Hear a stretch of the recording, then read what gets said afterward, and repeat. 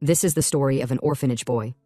Let's say a jobless man in his 30s, living his life miserably, playing games all day, with no hope for a better future, until he received a message from an unknown, asking if he wished for a second life, which he chose. Now let's dive into the life of this our protagonist. Would he be a simp or a smartass? Sit, relax, and enjoy. Don't forget to like, subscribe, and comment your thoughts about this story. The story begins in a room, soda cans littered everywhere, our protagonist sitting in front of a PC, his mouse dancing, his eyes dark, obvious he hasn't had a good sleep. While playing a game, he got a message from someone named General Goddog. He asked our protagonist if he wants a second chance in life. Our protagonist, who saw the message, murmured out that it seems like someone else is going through the same miserable hell as him. But then, he took a pause, wondering when did the person even write the message. He relaxed on his chair, thinking about the second life message, saying to himself that it would be really nice if it was real. He thought about being given a second life again. It was quite tempting because his life could be summed up in 3 sentences. He was raised in an orphanage with no parents. After leaving the orphanage, he worked in a factory. Now, at the age of 30, he does part-time jobs while preparing for the civil service exam. That's how his life has been so far. The only joy in his life was the game titled God-Forsaken World, a world forsaken by God. He has played it for over a decade, and he has become a seasoned veteran who knows every single strategy. In his 30 years of life, all he has got is the one-room apartment and the game. He wondered if things would have been different for him if there were strategy guides for life. He got another message from the same person, asking him again if he's up for a second life. Our protagonist smirked slightly, saying the guy sending the message looks like he got nothing better to do. But since he's no better, he decided to just chat with Goddog for a bit. He typed a reply, saying they should do the second life then. Goddog asked if he's sure about it won't be easy. Our protagonist was kinda irritated since the guy was acting all serious while typing nonsense. He deemed the situation to be getting boring, so he wondered if he should just ignore him. He thought for a moment, then typed in a message saying anything is better than what he has now. Goddog went speechless for a moment, then replied, "Sounds good." Our protagonist was kinda disappointed that the text just ended like that. He was expecting a drama, a mysterious feel. He commented, "After all that nonsense, this is all it was." But then, he heard a voice from his game speaker. "Nonsense, you say?" Our protagonist was shocked. He couldn't believe he's hearing someone speak from the game. The voice told him in some kind of distorted tone, he should try and survive this time. Then his body glowed, and swoosh, he disappeared, leaving his earpiece behind. For a moment, everywhere went dark. He wondered what's going on, what's that on his face?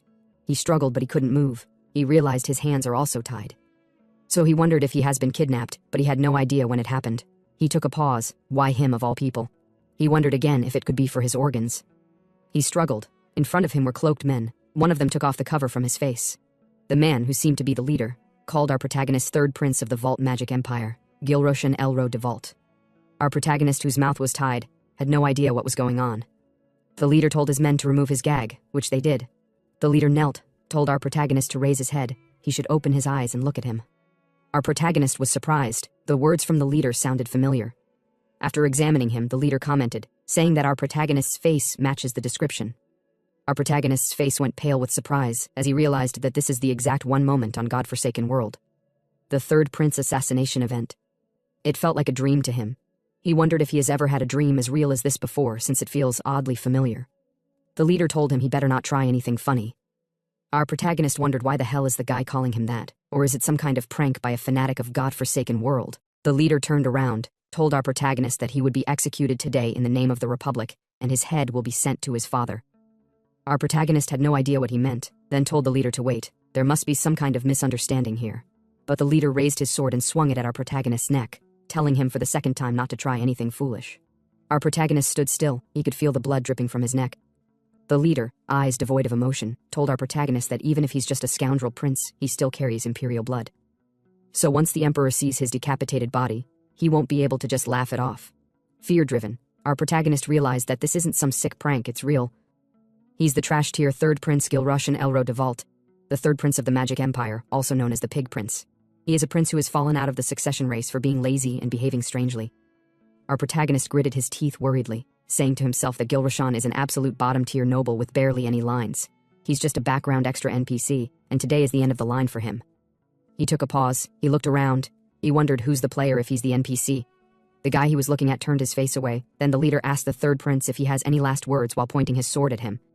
Gilroshan stuttered in fear, telling the leader that he doesn't know what's going on here, but he's not the third prince. The leader told Gilroshan not to expect him to believe what he's saying since his glowing red eyes is enough proof that he's the third prince, so he should not try to deny it since there's no escape. Gilrashan drowned in fear, wondering how is this even real? He's not even the protagonist. Instead, he possessed the body of a background extra, and now he's about to be executed. He murmured as his body shivers. What kind of cruel joke is this? The leader raised his sword to swing, told Gilrashan that it's nothing personal, he'll make it quick and painless, then bid himself farewell. He swung with complete precision to pluck our protagonist's head with one strike. Our protagonist closed his eyes, squeezing his face to brace for impact, saying to himself that he can't die like this. There's something he absolutely has to accomplish, which we know was nothing. He himself didn't even know what it was. But then, everywhere went still. Time paused. Gilrashan opened his eyes slightly, wondering why the strike doesn't hurt. What's more, he had no idea why the leader stopped, nor what the hell was going on. He then got a system message informing him that the game has begun. The player has selected the Vault Empire character, Gilrashan Elro de Vault. Tears of joy dripped down Gilrashan's face as he realized that he's safe and he can survive as a player since the world is from the game godforsaken world he was obsessed with, and he's a master of the game. He grinned happily because basically, he's not different from a walking strategy guide. Another message appeared, informing him that his starting reward has been granted. He has received 3 stat points and 2 skill points. He also received the quest titled Escape Crisis. Gilrashan said to himself that the stat points are used for improving his abilities, and skill points to let him learn techniques. The quest is probably the obvious objective, to survive. Everything has stopped as if he hit the pause button, but he can only move to the extent the situation allows. Cold sweat ran down his body. He realized it's just like the game. He's given a bit of time to make a choice, which means he'll return to the moment he was about to be killed. He decided to deal with the points and quest later. What matters now was the message in front of him. It would determine whether he lives or dies. The message, the selection of the fate card has begun. The player should please choose the fate of his character. Fate cards are class-defining cards that give unique stats, abilities, gear, and storylines. You are dealt 3 random cards from a pool of 1,024 cards, and you must choose one since the number of cards that can be absorbed is 1. The cards began shuffling. Gilrashan knew that choosing the right card requires skill, but which card appears is pure luck. You won't get another card shuffle until level 10, unless it's a quest reward. Now, everything depends on this one card. He looked up to see what Lady Luck says. The cards finished shuffling. 3 cards appeared in front of him. Once he chooses, time will resume again. Depending on his luck or choice, he could literally get beheaded like tofu as soon as the game resumes. It was a spine-chilling situation. He exhaled. That aside, the cards have been dealt, it's time to take a look. He raised his tied hands to take the cards. Even in this situation, he's curious, but it's something he can't help with. He grinned, ready to see if the card would lead him to glory, a pile of crap, or would lead him to a cliff edge. In godforsaken world, there's a first shuffle rule that only some know of. That is, one of the 3 cards always includes a close combat card that ensures at least 1 reliable play. Furthermore, the average rank of those 3 cards is B. So Gilrashan decided to go for something simple, a decent A-rank tank. Honestly, he asked himself if he's not asking for anything crazy. He clicked the first card, but what came out was an F-rank fate card, titled Slave Gladiator. He was shocked, he couldn't believe his eyes. He went for the second card, which was another failure. A D-rank fate card, titled Third-Rate Theater Actor. He was utterly speechless and shocked. He had no idea what was going on because in the first draw, the average rank of the cards is B. That means the last card could be S rank, he wondered.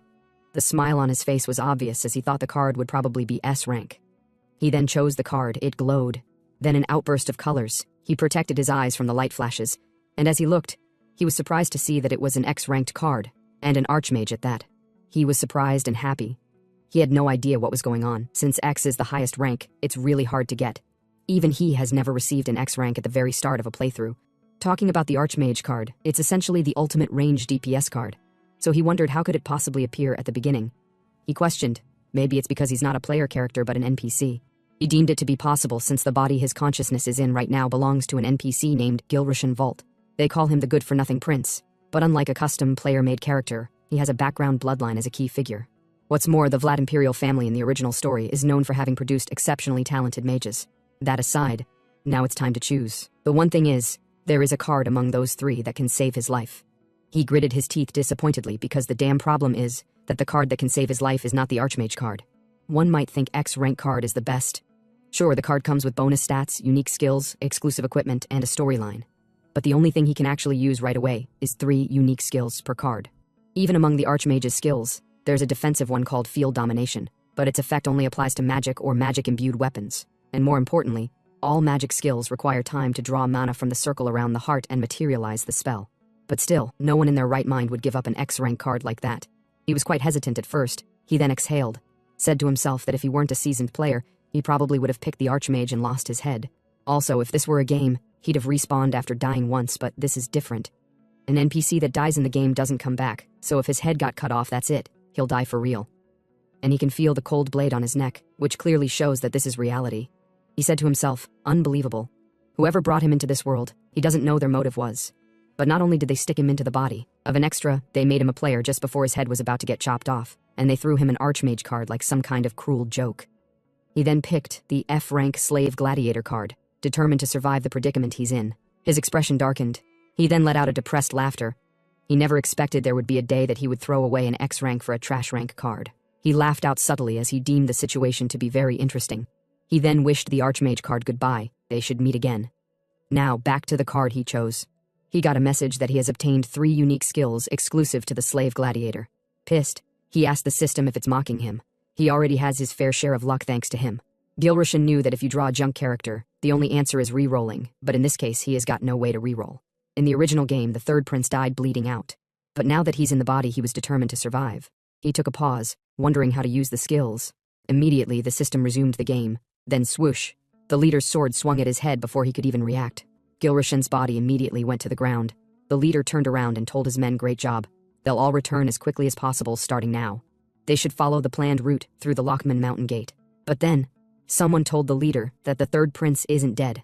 The leader was surprised. He told the guy that can't be possible since his head was chopped off. Gilrushan held his neck, shivering all over, shocked. As he tried catching his breath, he said to himself that it's fortunate he figured out how to use the skills naturally. But damn, it felt awful. He got a message that a skill has been used successfully and it cannot be used again for 24 hours.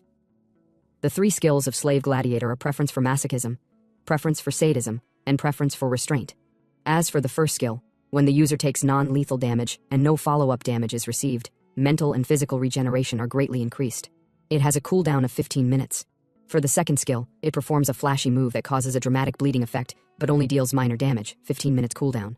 The reason Gilrushan picked the trash rank card over the X rank is because of the third skill it has, which is the preference for restraint. When bound or immobilized, you can ignore 1 instance of fatal damage. It has a 24-hour cooldown.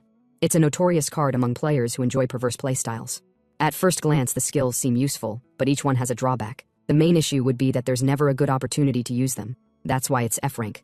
And if they were to come at him again, he won't have another way out, so he decided to move fast. The leader, surprised, asked the third prince, how is his head still attached? Though he doesn't know what he did, but he won't be able to escape. Gilrushan immediately interrupted him. Impudence, Bamilo di Mark, he shouted with vigor. Everyone there was shocked and speechless, even the mysterious guy behind. The leader asked the third prince if he has lost his mind. No, more importantly, how did he even know his name? Gilrushan continued, you insolent fool. He pointed his hand at the leader, saying, do you not recognize your master who is dwelling in this body? It is I, your master. I am the god of vengeance, Elam. They were all surprised by his words. Gilrushan knew that the men are priests of the Elam High Church's Vengeance Priest Corps, and ironically, assassins as well. The Elam High Church is one of the 3 major factions in the game belonging to the Revolutionary Army. They're a group seeking to overthrow the Empire. Naturally, they've kidnapped the Empire's third prince, so if he wants to survive, he has to act like he just drew the third-rate theater actor card, even more than that. Confident and extremely serious, he told them that he is Elam. I have descended into this body, you fools. He jumped up, saying their god is here, so they should release him this instant. The leader, still cautious, asked if he's really Elam's vessel. Gilrushan shouted, impudence. He clapped the leader's cheek. How dare you point at the body I inhabit? Have you lost your mind? You bastard dare raise your hands at me. Seeing their reactions, Gilrushan wondered if he had gone overboard. But he decided not to waver because what he's doing is what Elam would do. There are 12 gods in God-forsaken world, and most of them, meddlesome as they are, love to interfere in worldly affairs. As a result, both major and minor incidents caused by divine intervention happen regularly. When the game first launched, many players thought Elam was just a poorly named god. But among them, Elam, the god of vengeance, befitting of the god in charge of vengeance, thrives on war, conflict, strife, and chaos, which is why he often shows himself to his followers, and that works to Gilrushan's advantage, at least for now. The leader spoke out, saying he understands. Great Elam. Still, he should at least offer a sign of faith to his foolish believers. Faith, you say? Gilrushan commented with vigor while pointing at the leader. You dare say you need faith? Fine, I'll give you believers' faith. He told the leader that last week, he offered a golden statue to his altar. Does he think he wouldn't notice it was mere gold-plated? The leader was surprised. How did Gilrushan come to know of that? Gilrushan still acting.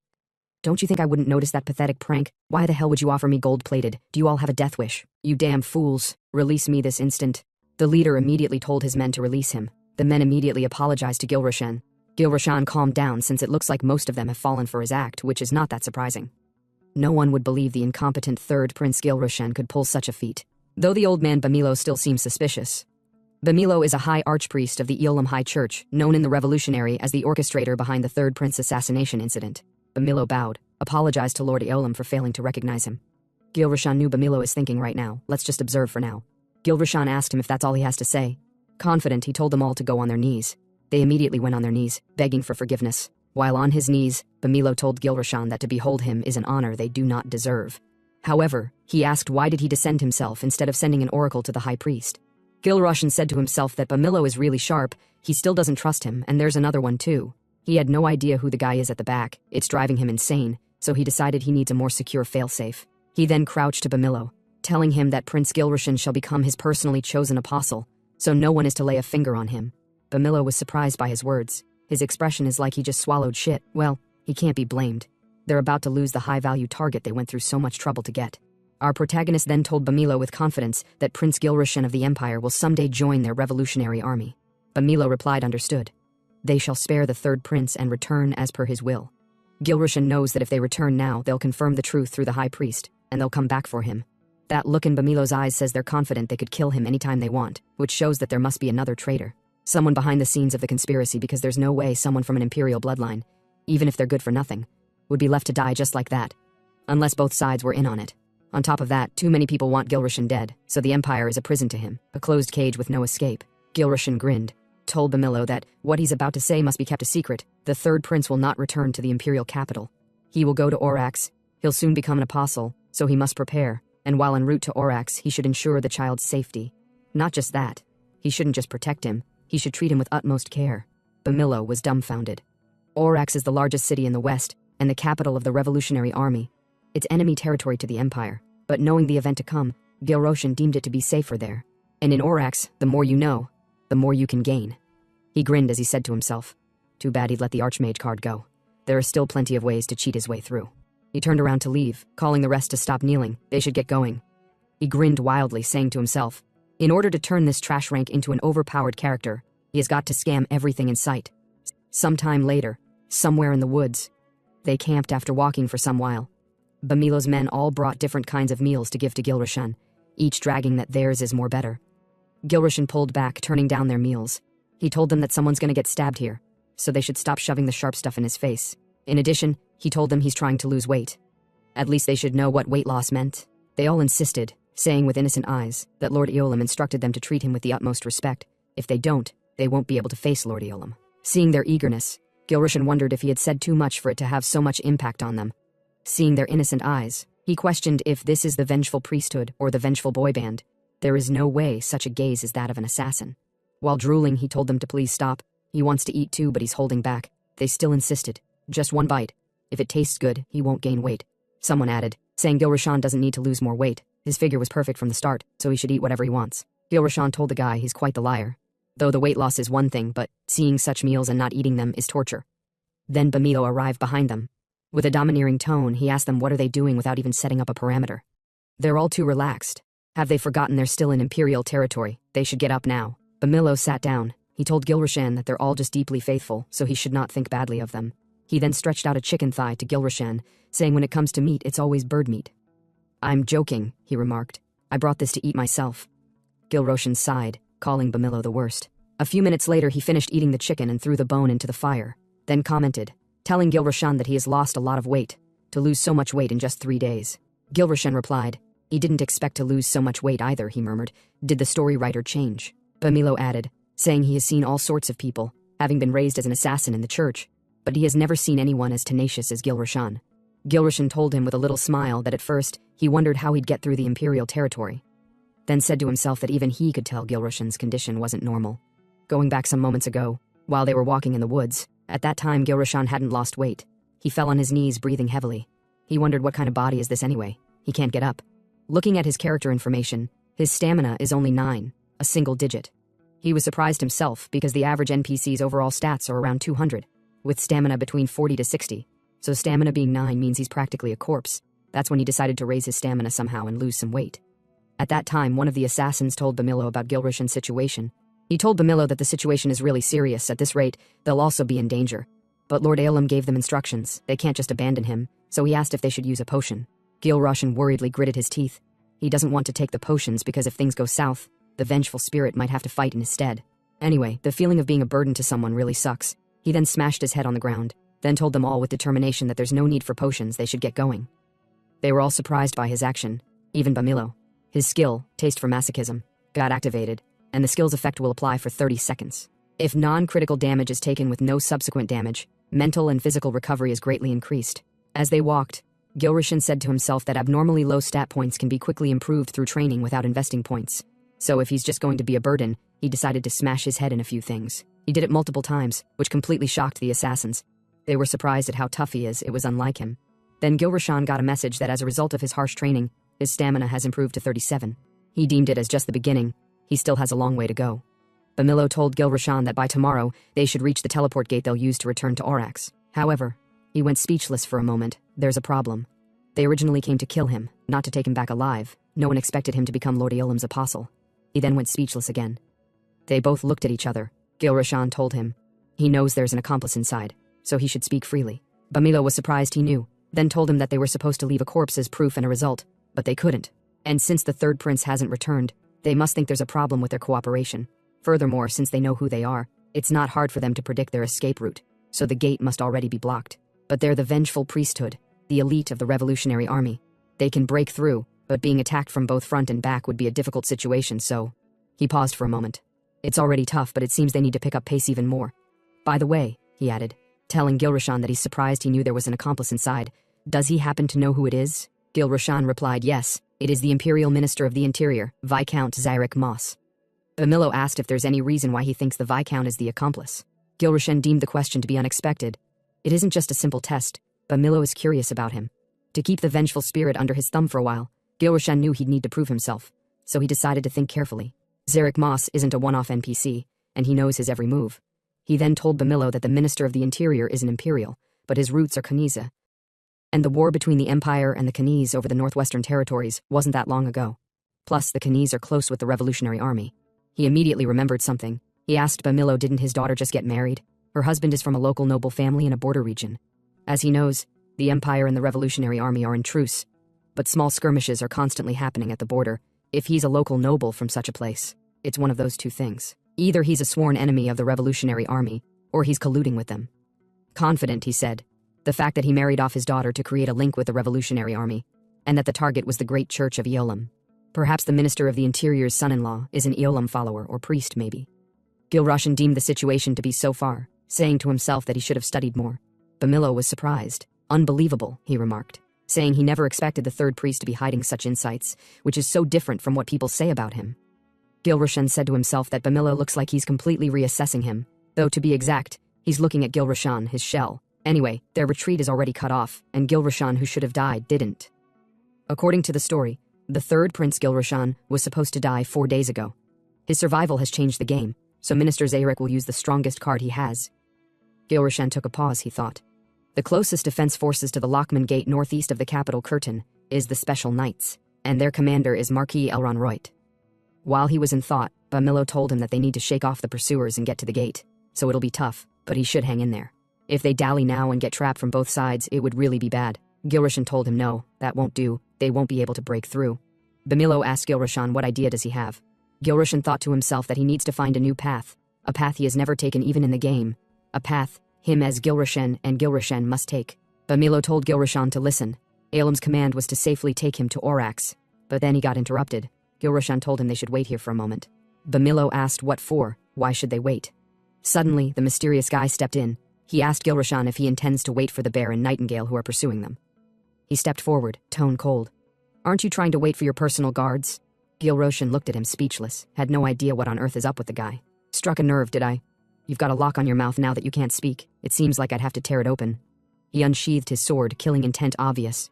He told Gilroshan to answer him. His patience isn't long. Gilroshan decided to figure out as much as he can since the guy is already talking to him. He let out a smile. Who are you? He said. He looked up. Why should I answer you if I don't even know who you are? And what do you mean by your patience isn't long? Gilroshan laughed.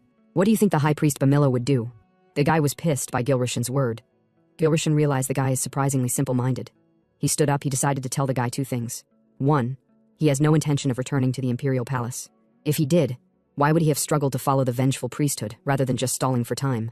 2. He's right. He's waiting for the bear and the nightingale. But there's no reason to tell him why. He doesn't even know who he is, and he can't stand punks like him. The guy immediately got angry, grabbed Gilroshan by the collar. I saved your life, and now you don't know your place.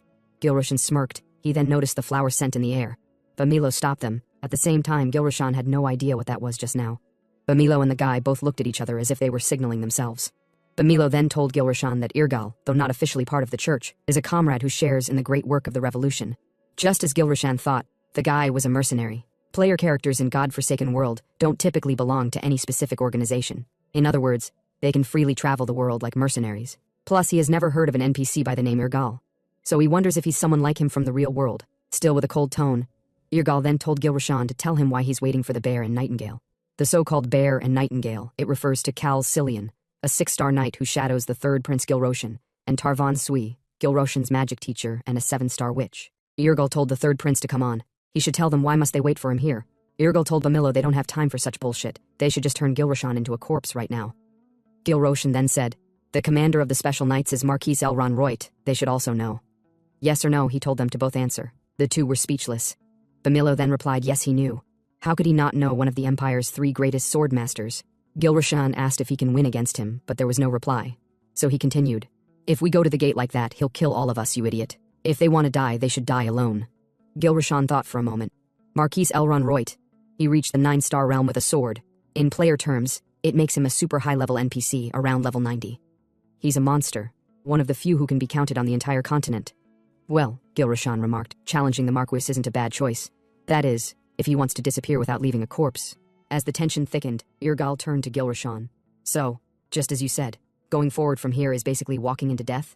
Before Gilroshan could answer, the High Priest stepped in and asked Irgal, what is he suggesting then?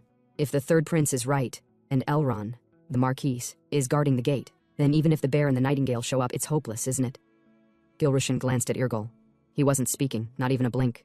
Gilroshan's thoughts sharpened. He knows something. That bastard Irgal definitely knows something. Then he turned to the High Priest. There is a way, he said. If you all follow my lead, we can make it through the gates and into Orax safely. But first, Gilroshan stretched out his pinky finger, dead serious. You have to make me 2 promises. The High Priest blinked. What kind of promise needs a pinky swear? Swear it, Gilroshan said firmly. In the name of Eolam.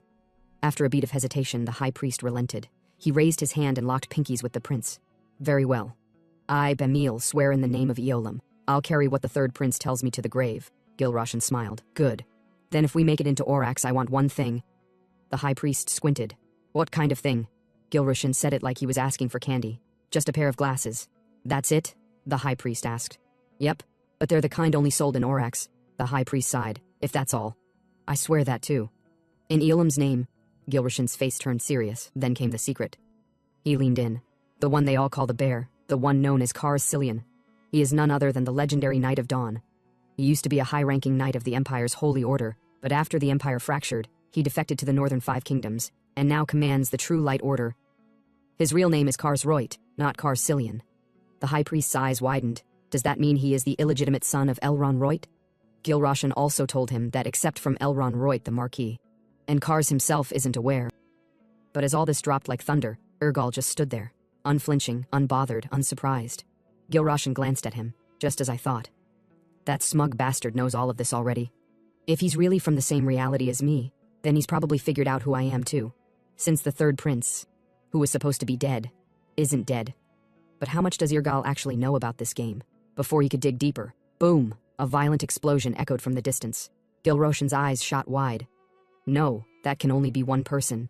Back at the Vengeance Priest's camp, it was already chaos. Master Rui had arrived, and she was not happy. Flames spiraled beneath her feet as a magic circle expanded around her. Beside her, Kars stood firm, sword in hand. Bastards, he barked. You dare kidnap the 3rd Prince? Release him now and step down. A few Vengeance Priests exchanged confused glances. Technically, yeah, they did kidnap him, one whispered. But now, the prince kind of follows them willingly. How do they even explain that to Kars and Master Rui? Meanwhile, Gilroshan was sprinting at full speed, heart pounding. He said to himself that he left markings along the trail for Kars to follow. But he didn't expect them to show up this fast. If Master Rui gets serious, she won't hold back. And if the vengeance priests respond in kind, this is going to turn into a bloodbath. Back to the standoff. Master Rui's aura blazed. She took one slow step forward. I won't ask again, she said. Where's my student? A nervous priest raised his hands, trying to calm the situation. Please, wait, just a moment. Silence, her voice cracked like thunder. You dare abduct my disciple, then tell me to wait. I'll reduce this camp to ash and retrieve him myself. The temperature surged. The vengeance priests, hardened warriors, were sweating buckets now, not from fear, from literal flames. Please, one of them shouted. Help! Someone stop her. And that's where we leave it. Flames rising, magic about to erupt, misunderstandings seconds away from becoming a war. And Gilrushan, still sprinting like a man who's late to his own funeral. In the nick of time, just before Master Rui turned the entire priest camp into a crater, Gilrushan burst onto the scene. Master, he called out, waving his hands frantically. Wait, please, give me 1 minute, let me explain. The flames beneath Master Rui's feet flickered as she turned. And then, she really saw him. Not the chubby, sulking, soft third prince she once knew. No. This was someone leaner, sharper, almost unrecognizable. Cars blinked. That's not possible. Master Rui's eyes widened. Who the hell? And then it hit them. Wait, this is the third prince? Cars was already sweating bullets. Your Highness? What did they do to you? What the hell did these rebel scumbags do to make you look like this? Two of the vengeance priests looked at each other nervously. I mean, we didn't really do anything, right? Bro, he just started walking with us one day. We're as confused as you are. Gilrushan raised both hands and tried to calm the storm. He told them that he wasn't kidnapped. Master Rui narrowed her eyes. What did you just say? Gilrushan scratched the back of his head. I mean, I was kidnapped, technically, but not anymore. Master Rui gritted her teeth. You little shit. I went through hell to save your spoiled royal ass, and this is what I get. What the hell is wrong with you? She stormed forward, shouting like a drunken uncle at a wedding. Shut up and stand still, you ungrateful brat. I'm about to turn these rebel priests into charcoal. Gilrushan was already sweating buckets. He said inwardly that this lady, she's not human. Is she really a witch, or just a foul-mouthed demon in disguise? In the world of Sheenverse, she was known as Tirvan Sui, the Crimson Shadow, a witch produced by the five-colored spires, a high temple of elite magic. Rumors said she was over 200 years old, bathed in virgin blood, and cursed entire cities with a finger. But Gilrushan knew the truth. She was just 19, and definitely not a virgin. Maybe that's why her spells hit harder. While she kept screaming like a medieval drill sergeant, Kars gently tapped her shoulder. Master Rui, calm down. She turned toward him and froze. Yes, of course, she said, instantly flustered. Let's hear them out. Gilrushan blinked. This woman went from you bastard to yes sir in 2 seconds. All it took was a handsome guy. This lady is hopeless. After the storm, the fire died down.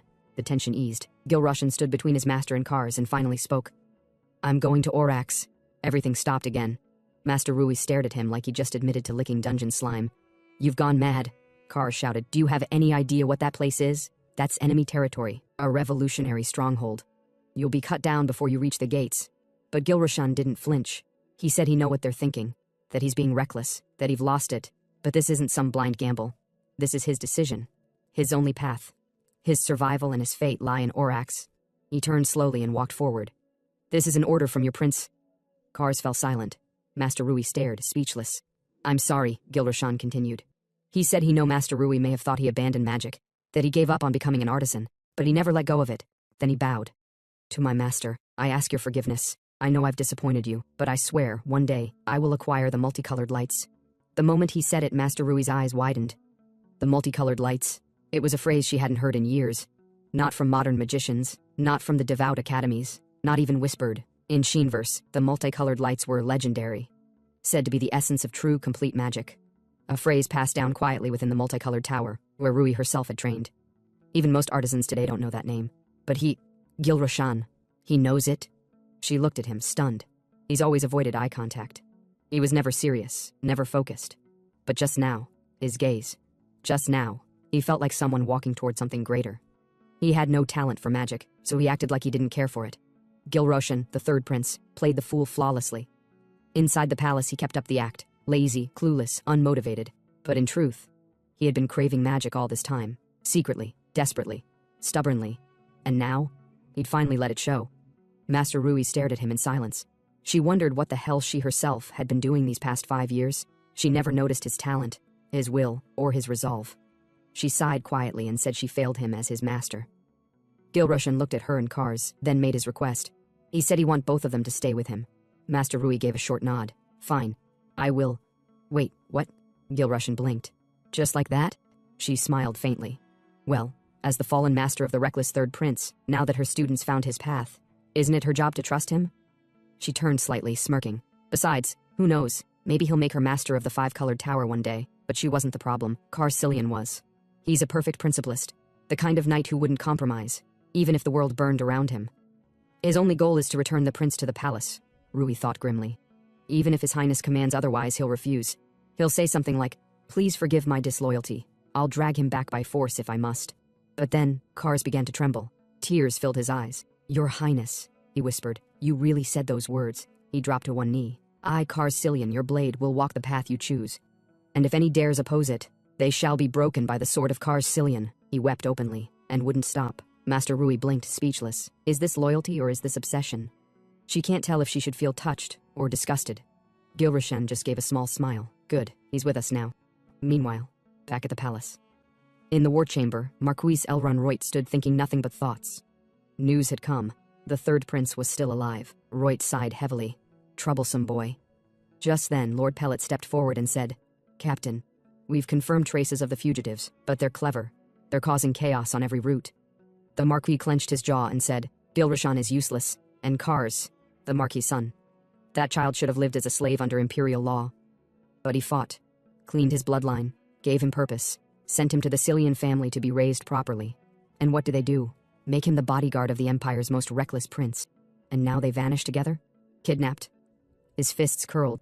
The longer Kars remains by Gilrushan's side, the worse his evaluation becomes. He yelled inwardly that Kars is one of the Empire's top prospects, and that damn prince is ruining him. He slammed his palm against the desk. If the prince is eliminated, he'll reassign Kars to the Imperial Knights immediately. Just then, Pellet spoke up again. "Captain, what if Sir Kars and Master Rui find His Highness first?" The Marquis turned. "Rui?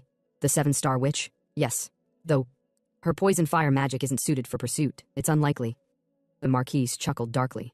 "Then the heavens favor us." He stood and gave his orders. "Block all escape routes. Annihilate the kidnappers. No negotiation. Even if hostages are involved, eliminate the enemy." Pellet saluted. "Understood, Captain." The orders spread and knights moved like shadows. As the chamber emptied, the Marquis stood alone. His eyes burned cold. Then he said to himself that, with this strategy, the special task knights will no longer concern themselves with the prince's safety. They'll focus on killing the rebels, no matter what, even if blood soaks the ground. While Gilrushan was thinking, he was suddenly interrupted by Kars, which frightened him. Kars asked what is he thinking so deeply about, and why is he with a sword? Gilrushan told him he need to use it for something. By the way, Kars told Gilrushan that his face looks slimmer than before. He looked good now. Gilrushan told him he should try climbing mountains with those scary old men like a lunatic. Just surviving it is a miracle. "Well, anyway," Kars commented, "you didn't die." Gilrushan was surprised. He had no idea what's wrong with Kars. Why is he acting like this? Kars's expression darkened. He told Gilrushan that he couldn't possibly know how he felt chasing after him all the way here. If something or anything had happened to him, he won't be able to forgive himself. Gilrushan thought to himself that Kars in the original story, Gilrushan and Kars were like brothers. They were distant relatives who grew up together, so it makes sense that Kars was worried. Though he may not be Gilrushan, but still, Kars makes him genuinely happy. Because he's none other than his charge captain, Kars Loyt. Kars is a solid tanker, worthy of the grand title, Knight of Dawn. If raised properly, he would perform excellently even in the endgame. He used to bring him everywhere, but meeting him like this as a real living person is like running into an old-school friend he was really close with. Sui arrived on scene. While stretching, she asked Gilrushan if he had a good sleep. Gilrushan didn't reply immediately, still saying to himself that compared to that, Sui was difficult to recruit, so he didn't use her as much as Kars. Maybe that's why, or maybe part of Gilrushan's emotions still remain. Kars asked Lady Sui if she had a good sleep. Sui replied with a loving tone. Yes. Kars told her to please she should come sit beside him since he was talking with His Highness. Blushing, she told Kars she'd go wash up first and then she'll come sit down. Gilrushan felt glad to see them, but there's a dull ache in his chest, like he's seeing someone he owes something to. As Sui left, Kars told Gilrushan that he looks sharper now, and somehow full of energy, which makes him happy. It feels like they've gone back to the old days, back to when they were in the Royal Academy. Gilrushan thought about the Royal Academy. It was basically a school for the children of the Empire's high nobility. Kars told him he was so brilliant back then, all the palace staff adored him, even the Emperor cherished him. Gilrushan was surprised by this info. He never expected the third prince, the real Gilrushan, to be normal as a kid, which wasn't in the game or the novel. Speechless for a moment, Kars added with a sad tone. What would have happened if their Vault Empire hadn't worshipped magic so much? If magic hadn't been treated like an essential skill for everyone, then things surely would have been different, even for him, the third prince. Gilroshan deemed what he said to make sense. Being a prince of a magical empire yet having no magic talent at all is a shame. And not just any prince, he's the one whom everyone had high hopes for. He must have felt deeply abandoned when all those people left as he grew older. Still though, that's not his past, but that of the original Gilroshan. He then told Kars in a calm tone not to dwell too much on the past. What kind of child he was back then doesn't matter anymore. No one remembers the third prince from the Royal Academy days anymore, no one but him, Kars. So, they should focus on now, Kars agreed. Smile came back to his face. Gilroshan smiled slightly, saying luckily, people don't recognize him. He then said to himself that he's more confident than anyone when it comes to mastering the god-forsaken world. So it doesn't matter if he's a trash prince with a trash character, he's not leaving things as it is. It doesn't matter if he doesn't have magic talent, he'll do without it. Instead of becoming a transcendent great magician, he became an F-class slave gladiator, but there will always be another chance. He patted Kars's shoulder, telling him to just remember one thing. He'll prove he deserved to survive and make it back. And when he returned to the Empire, no one will dare look down on him, nor his friend. So he told Kars to hold his head high. Kars agreed, then sarcastically said his posture is always perfect though, so there's no need to hold his head high. Though he was joking. Minutes later, Sui returned after taking her shower, still wearing the same dirty clothes. Now that she has arrived, he decided to explain the plan moving forward. He recalled telling Kars about the reason why he can't return to the imperial capital. He then asked Kars if he knows that the Marquis Elon Loit is in the northern capital. Kars replied yes, the Marquis is his father's close friend and one of the Empire's 3 swordmasters. Kars took a pause, surprised as he realized where Gilroshan was headed with the conversation. Gilroshan told him though he knows Marquis Loit is a loyal soldier and an honorable warrior, he's not the traitor. The problem is he's currently blocking the gate and he'll probably wipe out the assassins and drag him back to the palace. Kars asked what will they do then? Will he try to persuade the Marquis the way he did with him and Lady Sui? Gilroshan told Kars that's not possible since there's no way he'd listen to him, then asked Kars what he think. Kars told Gilroshan he don't want to disappoint him, but it won't work. The inquisitorial priests will be wiped out instantly, and they'll all be dragged to the palace. Gilroshan told Kars he's not disappointed, so he should not worry. Kars's expression brightened. He asked Gilroshan if he has another plan. Gilroshan replied yes. Curious, they both asked what it was. Gilroshan raised his sword. The method is right here, he'll beat the Marquis and pass through. There's no other way. The two were both dumbfounded. Kars then worriedly asked Gilroshan if he's feeling unwell since he's still human. Even Sui was worried, saying it seems like he haven't come to his senses, why don't he just go home and rest? Kars touched his body, examining it. Gilroshan couldn't do anything himself. He wondered why are both of them so impatient. He then shouted out, saying they're both going too far, can't they at least hear how he'll fight the Marquis first? Kars shouted out, who's the one going far, what the heck are they supposed to do to the commander? Sui agreed they wouldn't be able to do anything to him, if only she had taken interstellar and magic earlier. Gilroshan said to himself that he get why they're completely dismissing him. In godforsaken worlds, stat gains from leveling aren't huge, and the opponent is an NPC who can't benefit from gate cards. If they maximize counters, traps, and psychological factors, even a 6-star can beat a 9-star. But the issue is that he's not even a 6-star, he's a level 0 scrub. Sui then told Gilroshan to tell them how exactly does he plan to defeat the Marquis. He told them he'd invoke a noble duel with the Marquis and knock the sword from his hands, simple as that. Kars's expression darkened, told Gilroshan, it's absolutely impossible. Noble duel is a conditional match, a long-standing 1v1 duel method under Vault Empire law and noble tradition. Set conditions for the duel, and everything including rules and victory is decided by agreement of both parties and the witness. Gilroshan told them that's why he need to set the rules so it becomes possible. First, Kars would be the witness. Kars asked what kind of rules is he planning. The commander won't accept it if they're too weird, and if it was to endanger him, Gilroshan, he won't accept it either. Gilroshan told them he'd propose 3 conditions to the Marquis. First, swordsmanship only. Second, drop your sword and you lose instantly. Third, no armor allowed. Hearing this, Kars immediately disagreed. He told Gilroshan those rules don't help him at all. First condition, swordsmanship only might seem advantageous since he lack magic, but it's not. The commander is already the strongest swordsman. The second condition is too obvious. The weaker one is more likely to drop their weapon, and no armor is a condition that he absolutely can't accept since it risks his safety. His expression darkened. A duel is no joke. No one is held accountable for what happens, not even if it's a prince. So he absolutely cannot serve as witness with those terms. Absolutely not. Gilroshan told him not to worry. His life won't be in danger. Kars asked how can he be so sure? Gilroshan replied. He asked Kars if he's the one who have trained in swordsmanship for 50 years and become a swordmaster. One day, a rookie challenges him. That rookie is a prince and he's a Marquis. With those conditions, how would he react? Kars thought for a moment. He then said he'd think it's absurd and funny. He wouldn't go all out against a rookie, and if he accidentally injured a prince, it'd be a hassle. So he'd probably go easy and just knock his sword away. Gilrushan told him exactly. That's why he added the no armor rule. He'll be cautious. So in short, there's no way he'll kill him. Though, sure, he might want to. Gilrushan was confident because the witness is Kars. In front of his precious son, there's no way he would harm his lord. Kars was kind of curious. He asked Gilrushan why would the commander hate him. Gilrushan immediately decided to make up a lie since Kars's father would kill him for Kars's future, but he can't exactly say that out loud. Gilrushan stuttered, laughed with pretense, then told Kars there's some bad blood between him and the Marquess. Kars still don't understand what he meant. Gilrushan told him it's complicated. By the way, Sui asked Gilrushan where the priest squad went to since she haven't seen them today. Gilrushan told her he asked them for a favor. Now somewhere within the mountain range. The goblin who was tied down was dumbfounded to see the priest squad who captured them arguing. One saying Sir Gilrushan would like the goblin he caught, the other disagreed.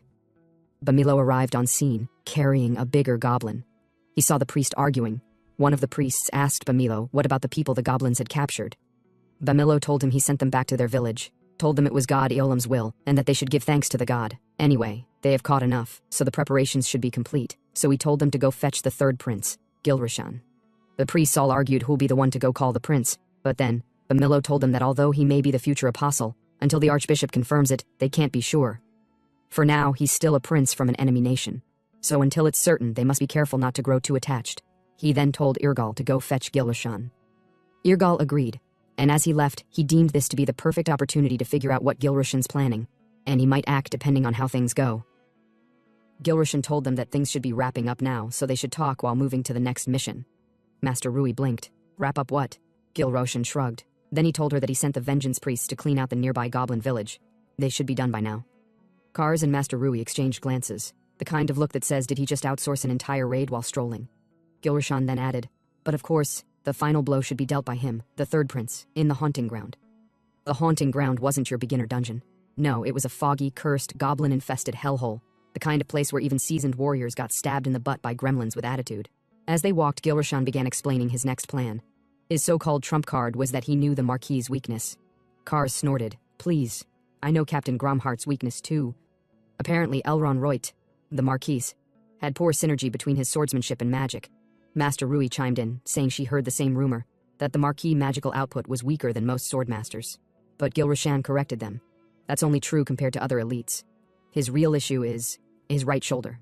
It's paralyzed. Yes, in this cursed world, Marquis Elron Reut, a walking war crime of a man, shows up with a mysteriously paralyzed right arm. Why? Nobody knew. But Gilrushan did. When asked how he knew such critical information, Gilrushan straight up lied, and said he overheard a conversation between the Emperor and the captain of the Imperial Knights. Master Rui nodded seriously. If he heard it from them, then it must be accurate. Then it clicked. The Marquis couldn't use Vanguard swordsmanship, the signature two-handed technique of the Reut family, which amplified attack damage by 20% when paired with the famous sword howl blade. Master Rui then said that fortunately, if the Marquis can't use his ultimate skill, then Gilrushan might be able to defeat him in a duel. But Kars, ever the buzzkill, said, still, a swordmaster is a swordmaster. Even with one hand, Gromhart could kill you 10 times over. Gilrushan sighed. Is this guy seriously on my side or the Marquis? He even voiced it aloud. Yeah, you're right.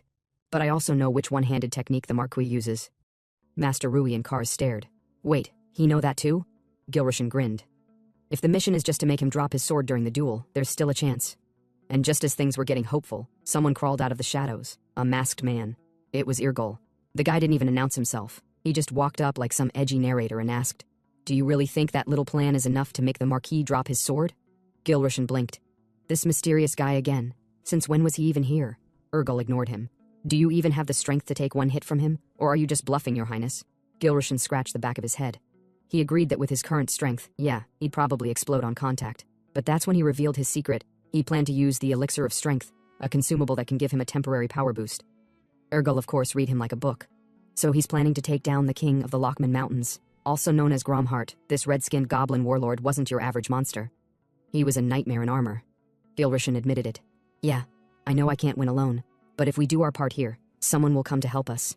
He remembered when he first arrived at the mountains. The goblins looked so real, not like in games. Killing them felt wrong at first. But now, he had no choice. This world didn't care about morals, it cared about EXP. So, he sliced them down. Blood splattered across the HUD, and the system lit up. You've leveled up. Gilrushan felt it. A warm glow of fulfillment bubbling up. Skill point gained. 1. Skill tree unlocked. He was surprised to see that he gained 2 points from starting bonus, 1 from leveling up, that's 3 in total. He quickly dumped his points and learned vagabond martial arts. The system flashed again, rough fighting style uploaded, strength and stamina plus 1%. As Gilrushan kept slaying goblins, he thought to himself, to learn the sword skill he needed to fight the Marquis, he had to reach level 9. Now he's currently at level 1, a long way to go. But he kept at it. Level. Soon enough, he unlocked more points and dumped 4 skill points in total. Then, something changed. Kars looked at him. Your aura feels different. Master Rui agreed. He's changed. Then she narrowed her eyes and asked, wait a minute. Did he sneak something good without telling them? Gilrushan gave a dry laugh. Yeah. The Vengeance Priests cooked something strong for him. Rui stepped forward like a disappointed mom. Where is it? Give us some too. But Gilrushan replied that there's nothing left. He ate them all. Master Rui exploded. You greedy pig. Did you think of your old master at all, you ungrateful brat, stuffing your mouth like a starving boar? Gilrushan sighed. She's literally 19 and acting like my grandma. Maybe she needs a chill pill. Before the argument escalated, the High Priest of the Vengeance Order came forward. Your Highness, what now? Gilrushan told them there were likely some goblin stragglers nearby. He instructed the Vengeance Priests to drive them forward, just enough for manageable combat, not a damn horde. But the Vengeance Priests had other plans. Soon, Kars warned, they're coming. Gilrushan looked up, and what he saw was not manageable. A few goblins would have been enough. Who told these idiots to drag in a whole goblin clan? Before he could complain more, a massive barrage of flames incinerated a chunk of the oncoming horde. Gilrushan turned toward the source, and locked eyes to see who it was. The burst of flames that saved them? Yeah. That wasn't divine intervention. It was Master Rui. Gilrushan looked up, recognizing the fiery magic signature, but Master Rui turned her head with a scowl. She didn't want him to know. Girl was still mad about the whole ate everything without sharing thing. Kars tapped Gilrushan's shoulder. Your Highness, focus. Before Gilrushan could respond, a goblin launched from the tree line, snarling midair, teeth out, blade raised. Gilrushan blocked just in time, steel clashing against the monster's crude weapon, and for a second, he felt it, that strength. How the hell is something that small hitting this hard? He thought. What are they feeding these things? Rage pellets? Still, thanks to the gladiator slave card he used earlier, the sword no longer felt foreign in his hands. Then it happened, just like the game. A red hit point marker flared across the goblin's chest. Gilrushan didn't hesitate. Bang, blade met flesh. Goblin fell. Gilrushan grinned. Not as hard as I thought. 1 down, many to go. As the sun set, the slaughter continued. Goblin after goblin, slash, parry, stab, level up. But fatigue set in. Gilrushan collapsed against a tree, chest rising fast. Suddenly the system pinged. Skill activated, taste for pain. Mental and physical recovery massively boosted for 30 seconds. He wiped the sweat from his forehead as night finally fell. The Vengeance Priests approached, visibly exhausted. One asked, Your Highness, perhaps we should stop here for today? Kars agreed, practically wheezing. Even his bones are tired, and he's still standing somehow. Gilrushan shrugged. All right. Let's call it a day. Time to head back and enjoy some of those revolutionary solo drinks. The priest order exploded in cheers. Thank you, Prince Gilrushan. Soon they made camp. Fire crackling, goblet in hand, stories flowing. One priest stood up dramatically. Did I ever tell you about the time I ran into a massive orc? Gilrushan pointed at him. Shut it, that story's fake. You said that last week. You described the orc as having glowing eyes. The priest shrugged, took a sip, and sat down, defeated. But the good vibes didn't last. From the shadows, Lord Pellet and his special task force observed them silently. His second-in-command whispered, Captain, should we eliminate them now? Pellet didn't answer. His eyes squinted, trying to make sense of the absurdity before him. The prince was drinking. The Vengeance Priests were relaxed. No one had even tried to cover their tracks. They lit a giant fire, used regular charcoal, no concealment spell. No military formation, nothing. Pellet's brain short-circuited. This has to be a trap, there's no way they're this stupid. But then he remembered. The mission was to eliminate the kidnappers of the third prince. Yet here was the prince, laughing, pouring drinks, arguing about goblin meat recipes. What the hell is this? He decided to approach. As he stepped out, the camp fell silent. The priests looked up, startled. Kars and Master Rui rose immediately, eyes alert. Gilrushan stood and casually waved. Oh, Lord Pellet, you're here. Pellet gave a curt nod. Your Highness. I'm relieved to see you safe. Before Gilrushan could respond with pleasantries, Pellet turned to Kars, expression stone cold. What is going on here? He demanded. You, Master Rui, His Highness. Are you betraying the Empire? Kars stayed calm. That question should be answered by His Highness himself. But then he smiled and added, Although, Captain, shouldn't you offer a proper greeting to the prince first? Master Rui nodded sharply. Indeed, you don't get to accuse royalty before saying hello. Gilrushan chuckled internally. These guys really got my back, huh? Pellet sighed through gritted teeth. Then, reluctantly, he dropped to one knee. I, Baron Pellet, Deputy Commander of the Special Task Force, greet Third Prince of the Great Vault Empire. Gilrishan waved. That's enough. You may rise. Then he turned to Kars and Master Rui, telling them to give him a moment alone with Lord Pellet. They nodded and stepped aside. Gilrishan folded his arms. So, let me guess what you're thinking. You think the past few days were suspicious? That the Vengeance Priests didn't cover their tracks, didn't act like kidnappers, and didn't cause confusion? Pellet didn't deny it. Gilrishan continued, and you're right, because they were never his enemies. He asked them to act that way. Pellet blinked. You what? I've been waiting for you, Gilrishan said. Pellet's confusion turned to shock. Why? Gilrishan replied that, it's because he need to go to Orax, and to get there he must meet Pellet's superior, the Marquis. Pellet's face turned pale, like a man who just watched his retirement plan go up in flames. Gilrishan gave him a half smile. Don't look at me like I'm insane. I know what I'm doing. Pellet muttered under his breath. Even madmen have limits. Then louder he said, Forgive me, Your Highness. But, are you saying you've chosen to betray the Empire? Gilrishan gave a tired sigh. Must a prince spell everything out? He pointed to the road ahead and told Pellet that they will head to the gate. They'll speak to Marquis Vroyd directly. Then he asked Lord Pellet to tell him if anything he said was wrong. Pellet lowered his gaze. No, you're not wrong. Gilrishan tapped him on the shoulder. Good, then we move at dawn. But before that there's just one stop I need to make. Pellet raised an eyebrow. Where, Your Highness? Gilrishan turned with a smirk. Nowhere important. Just hunting down a certain harmful beast that's been troubling the locals. Before Lord Pellet could leave, Gilrishan turned back one last time. And, just so you know, he said, his voice cool, whether it's under the cover of night or in broad daylight, don't even think about laying a hand on the Vengeance Priests. Lord Pellet blinked. Your Highness, I never... Gilrishan raised a hand. Save it. You've served under Commander Elron Reut for years. That means he should understand at least some of the secrets behind Kars' origin. Pellet froze. How do you know about that? But Gilrishan just narrowed his eyes and gave a calm, chilling smile. Let tonight slide, Lord Pellet. No more questions. No more talking. Keep it nice and quiet, yeah? Pellet gave a tight nod. He'd seen many things in war, but this new version of the Third Prince was starting to unnerve him. As Gilrishan walked away, he added one final instruction. Return with your men. At dawn, Pellet stood there for a long moment, watching his back disappear into the dark. Is this really the same notorious Third Prince? He muttered. Either the rumors were wrong, or he's completely lost his damn mind. The next morning, outside morning dew still clung to the trees.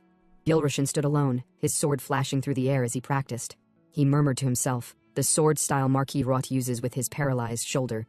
It's none other than Trafalgar swordsmanship, passed down from the old knights of the Luxon Kingdom. Trafalgar style focused on flowing defense and fluid follow-ups. It wasn't weapon-dependent, it could adapt to any blade. They said a knight's sword was like a lover. But to the Marquis, it was his entire identity. Rorian, his signature sword, was no ordinary weapon. A forged ergo blade with 3 rotating wheels. Deadly, elegant, and bound to its master. Suddenly, the system pinged. You've learned Nomadic Crushing Sword.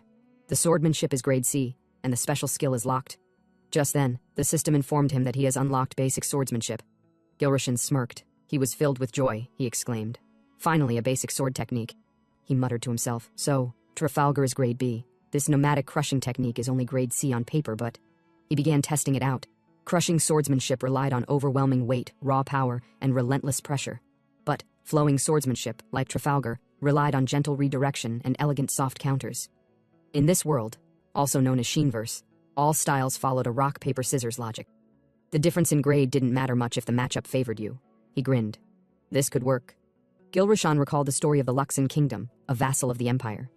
In their arrogance, they had treated the nomads like dirt, like expendable tools. In response, the united tribes nearly brought the kingdom to ruin. Though the nomads fell in the end, their sword style survived, forged with one purpose, to shatter noble swordplay like Trafalgar. Gilrishan's thoughts were interrupted as cars approached.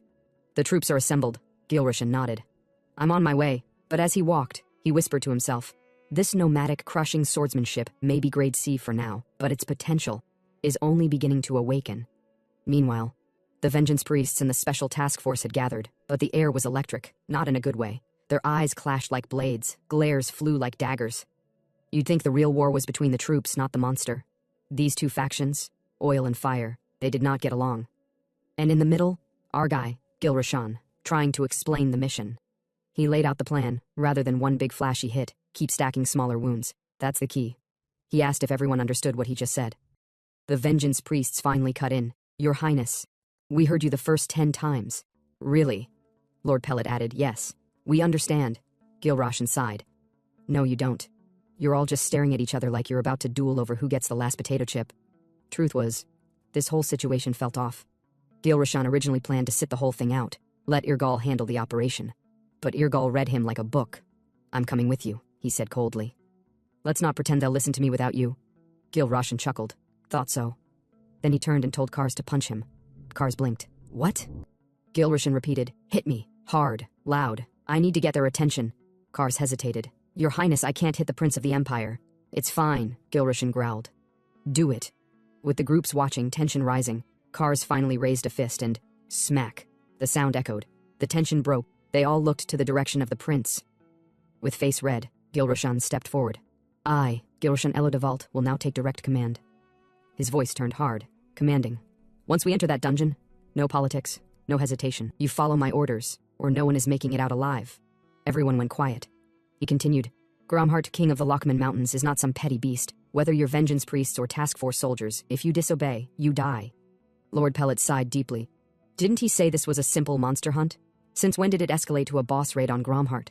Gilrashan gave him a devilish smile. Did I forget to mention that? My bad. Pellet face palmed. But before anyone could whine more, Gilrashan turned. Enough talk. Move in. Inside the dungeon, there was bones, skulls, shattered weapons, thousands of them scattered across the stone floor. At the center, he lay, Gromhart. The beast stirred, his massive form rising. A twisted war axe the size of a cart rested at his side. He sniffed the air and said in his monster language, fresh meat. He grinned, lips peeling back over jagged teeth. They brought the meal to me this time. Gromhart grabbed his armor, then his axe. He stood tall, a demon among men. Lord Pellet choked as he looked around. All these bones, these were people. He clenched his fists. There's no doubt. The monsters of this mountain were fed villagers, as tribute. And we, the Special Task Force, didn't even know. We let it go this far. Now we're forced to clean it up, with the help of so-called rebel priests. He turned to his men. From this moment on, even if they all die here, they will avenge those fallen villagers. Then he shouted, Form up! Let's end this monster! The knights replied, Yes, sir, and they all lunged and attacked towards Gromhart. The rough-edged leader of the vengeance priests scowled as he watched the Special Task Force go all in. These damn flashy knights, he muttered. They're overextending more than they can shield. He spat to the side and growled to his men, Forget them. Revenge belongs to us. Begin the assault. And just like that, 2 elite forces with zero chemistry launched their attack on Gromhart, the king of the Lockman Mountains. The first man to charge, poor soul, lunged forward with courage and zero survival instincts. Boom. Gromhart parried him like a bug and sent the guy flying. Not falling, flying. But midair, Lord Pellet took the opening, leaping high to slash at Gromhart's eye. No effect. None. Nada. Zilch. The eye, expected to be the weak point, was as hard as stone. Just like His Highness warned, Pellet hissed. Even the eyes are impenetrable. He twisted in midair, dove behind the monster, and aimed for the arm. Same result. The shell was harder than steel. He shouted down to his squad, Target the shell. Strip it away first. Yes, sir, his warriors roared. Suddenly the Special Task Force swarmed from all sides, attacking the head, legs, knees, shoulders, even the damn armpits. It was like watching trained assassins mug a giant. Normally you'd call this unfair, but when your opponent is a 12-foot murder beast with a flaming war axe, this was the fairest game possible. In the chaos, Kars turned to Gilrashan with a smirk. As expected of the task force, their swordplay is elite, Master Rui agreed. Not just their blades. Their agility rivals the priesthood. Gilrashan nodded. They're knights, sure, but they're trained for covert ops. No matter how tough the mission, they're the Empire's first pick, but Gromhart is still only in a weakened state. Gilrashan said to himself that Gromhart's stage 1 is easy to manage if you have agile damage per second unit, and this lineup is basically optimized. Right now the monster is falling, but the problem starts when phase 2 begins, and Gromhart stands back up. Gilrashan then turned to Master Rui and told her to begin preparing her magic, which she replied of course. Meanwhile, Gromhart was getting pressed, cornered by 2 elite groups, both attacking relentlessly. But then, something shifted. The monster roared, voice thunderous. Disgusting insects. The earth trembled. Gromhart, now officially pissed, began to glow with rage. Phase 2 had begun. Just as he raised his axe, Gilrashan shouted, Everyone, fall back. They reacted instantly, all but one. The last man, still trying to stab Gromhart's calf, looked up too late. Boom, the axe slammed down, unleashing a massive shockwave that shattered stone, trees, and several brave egos. Gilrashan turned to Master Rui. Now. She nodded that she's ready, and bang. A wave of massive fire magic exploded across Gromhart's body, engulfing him in blazing heat. He roared in pain as his armor burned away, red hot and cracking. But when the fire cleared, he still stood, burnt, yes, but alive, and now shieldless and madder than ever. He locked onto Master Rui. She's the threat. He began to charge at her. Master Rui froze. Sweat dripped down her face. Her body, it's not moving. For the first time, she felt fear. But just before Gromhart reached her, one of the vengeance priests dove in and slashed at the monster's shoulder, diverting him. Others followed. Suddenly, coordinated attacks came from all directions. The monster was overwhelmed, confused, flailing. Gilrashan smirked. Nice. That's more like it. But Phase 2 came with a price.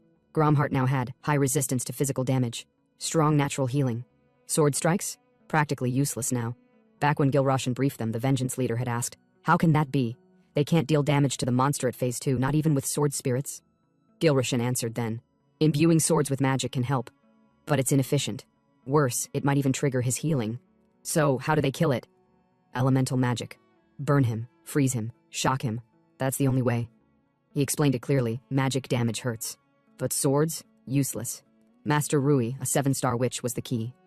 Back in the present, the teams were still attacking. The plan was working, until the High Priest got cocky.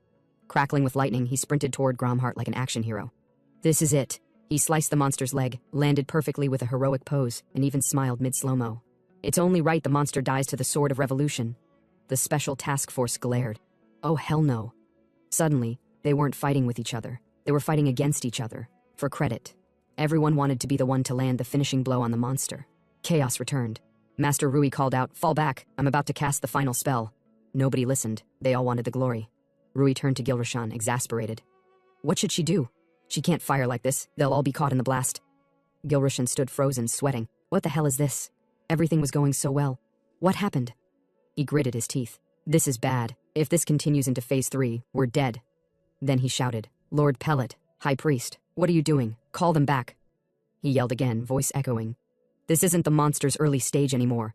If they don't pull back and use hit and run, they'll all die. The High Priest snapped to attention, barking orders to his priests. Fall back. Now, Pellet growled but obeyed. Retreat and regroup. Both groups finally began to listen, mostly to avoid getting incinerated by Master Rui. Gilrashan glared at both leaders. You idiots. Don't provoke each other here. I don't care what you believe. Work together. Then, splat. A soldier from the Special Task Force took a brutal hit. Blood sprayed. And Gromhart? He was still standing, still angry. And Phase 3 was only seconds away. Another vengeance priest leapt into the air, spinning his blade overhead, aiming to land a critical strike from above. But Gromhart? He saw it coming. His beastly eyes tracked the priest midair. With terrifying speed, the monster pivoted and smashed him out of the sky, sending him crashing like a rag doll into the dirt. Bang! Another warrior charged next, shouting with reckless bravery. He didn't last a second. Gromhart swung and launched him like a missile into the nearest wall. The entire chamber shook with the impact. Boom! Silence followed, then screaming. And that's when Gilrashan froze. No. His eyes widened. This is bad. This is really bad. He stood up slowly, hands trembling. The one thing you never do in a boss raid is let your guard down. In most raids, when you've got a full power team, you read the boss pattern, react fast, coordinate. It feels easy, until the boss takes control. And if that happens, even once, the whole raid gets wiped. Gilrashan clenched his fists. These people aren't gamers. They don't get it. Everything felt too easy up till now. He looked around. Panic was setting in. And worst of all, he let his guard down too. If Gromhart enters Phase 3, he couldn't finish the thought. Because in Phase 3, not just his allies, but he might die too.